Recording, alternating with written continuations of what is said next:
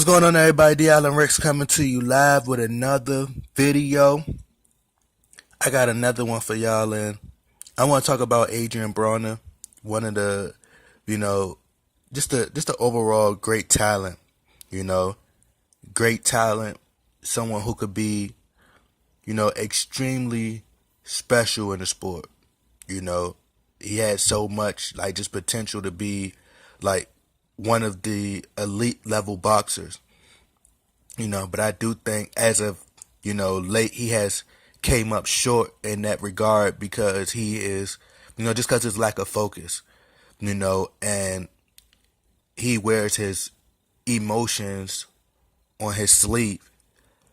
I do believe that there are ways that Adrien Broner can get back to where he was. I think he could surpass where he was, where he is now.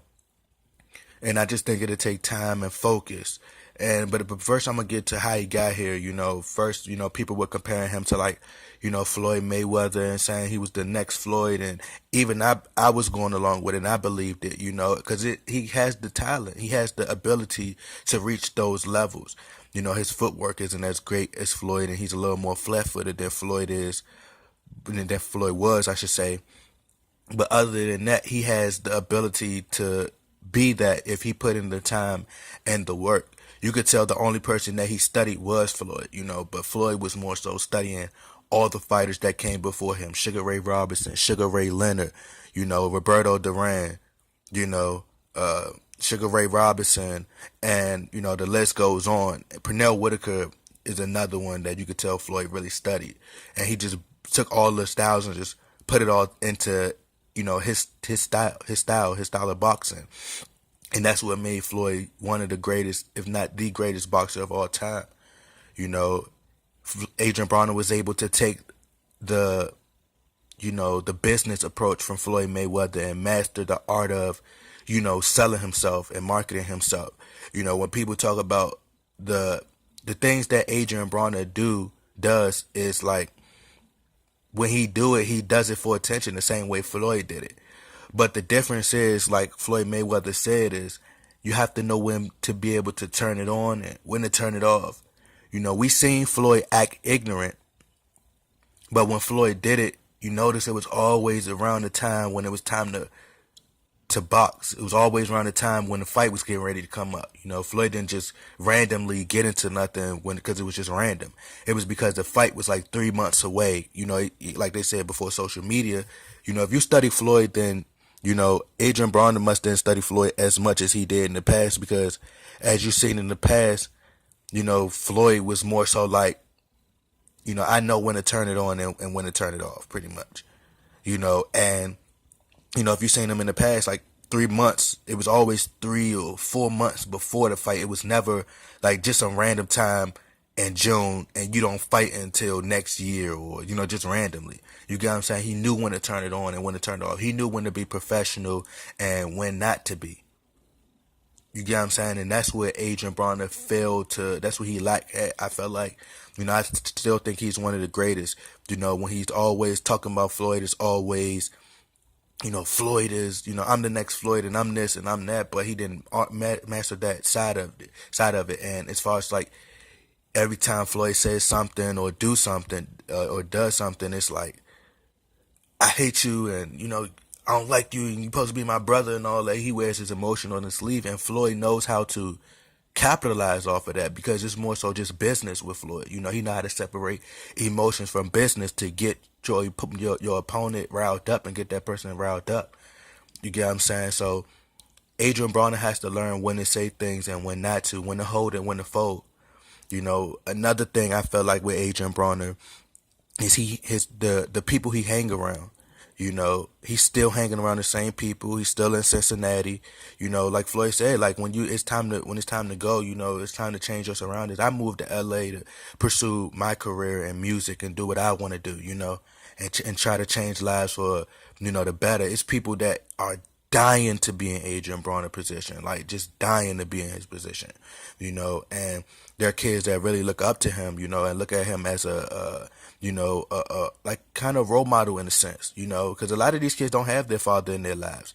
So they kind of look at him as like a father figure in a way, and it's nothing wrong with the way he act. It's just when he does it and how he goes about it.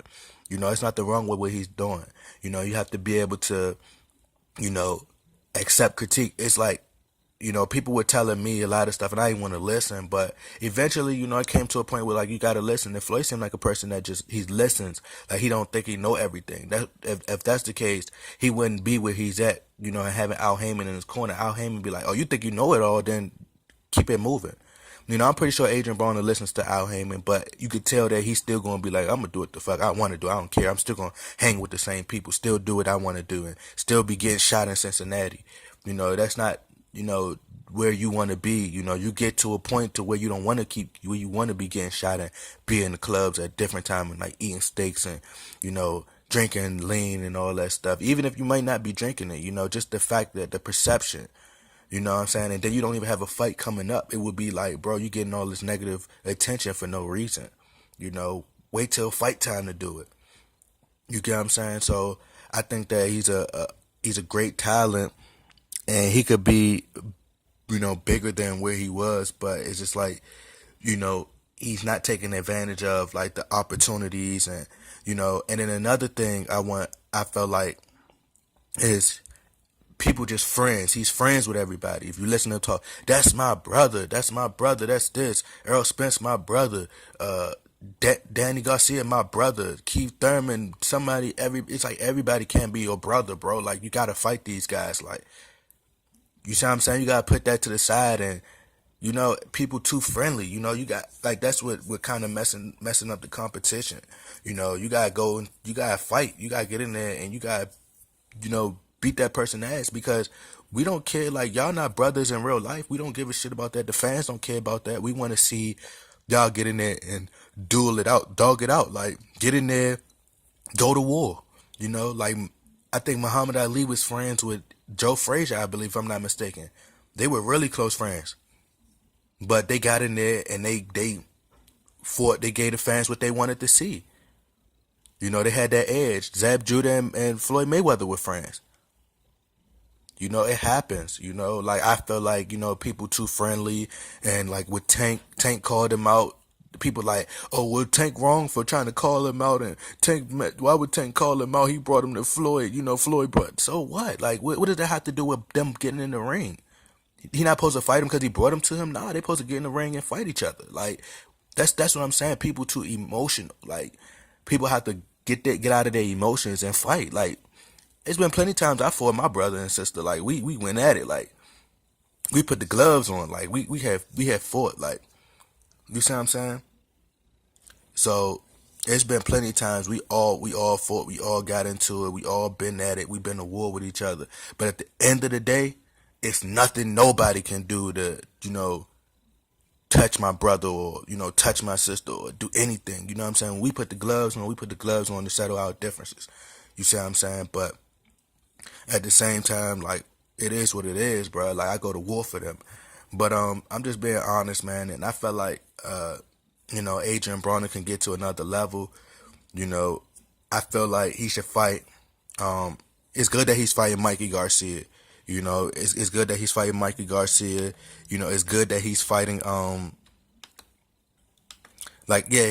think if he beat Mikey Garcia, if he could potentially just get dedicated, get back into the gym, move to Vegas, change your surroundings, and just smarten up, change your surroundings, get away from your home, like get away from home. I think he's in his comfort zone, and he said he moved to Atlanta, but it seemed like he be in Cincinnati, and it's just perception, and if you gonna act the fool only when fight time coming up so you can sell it. You get what I'm saying? Don't be randomly in Walmart throwing money.